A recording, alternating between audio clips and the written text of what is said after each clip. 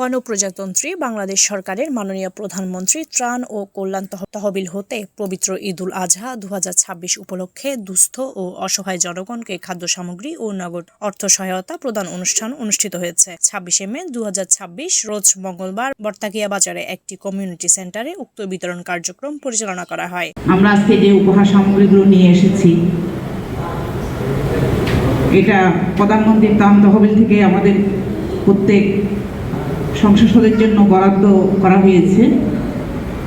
10 লক্ষ টাকা বরাদ্দ প্রত্যেক এমপিদের জন্য। এই 10 লক্ষ টাকার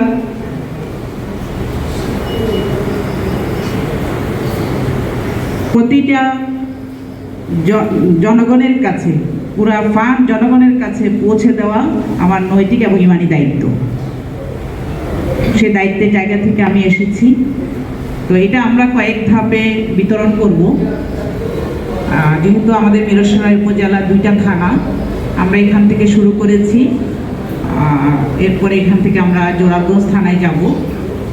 এর বাইরেও যেহেতু আমি সংরক্ষিত মহিলা আসনের মনোনীত এমপি সংসদ সদস্য,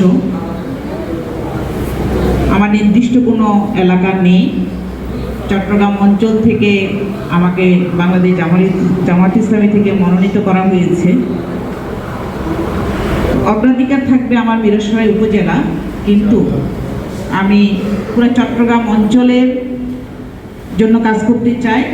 মিরসরাই উপজেলা জামায়াতে ইসলামী আমির মাওলানা নুরুল কবিরের সভাপতিত্বে অনুষ্ঠানে প্রধান অতিথি হিসেবে উপস্থিত ছিলেন ত্রয়োদশ জাতীয় সংসদ নির্বাচনে 11 দলীয় ঐক্যজোট সমর্থিত ও বাংলাদেশ জামায়াতে ইসলামী মনোনীত সংরক্ষিত নারী আসনের সম্মানিত সংসদ সদস্য তারামা শামসুন্নাহার বেগম। বিশেষ অতিথি হিসেবে উপস্থিত ছিলেন জামায়াতে ইসলামী মিরসরাই উপজেলা মহিলা শাখার মিরসরাই উপজেলা সেক্রেটারি তানজিনা আক্তার লিপি, তালিমুল কোরআন বিভাগ সেক্রেটারি জোবাইদা আক্তার, মানব সম্পদ সেক্রেটারি জুবাইদা জবা, উপজেলা শ্রমিক কল্যাণ ফেডারেশন সভাপতি নুরুল ইসলাম টিটু, মিরসরাই পৌরসভা আমির মাওলানা শিহাব উদ্দিন, 12 নং খোয়াছড়া ইউনিয়ন আমির হাফেজ একরামুল হক সহ অন্যান্য দায়িত্বশীল নেতৃবৃন্দরা।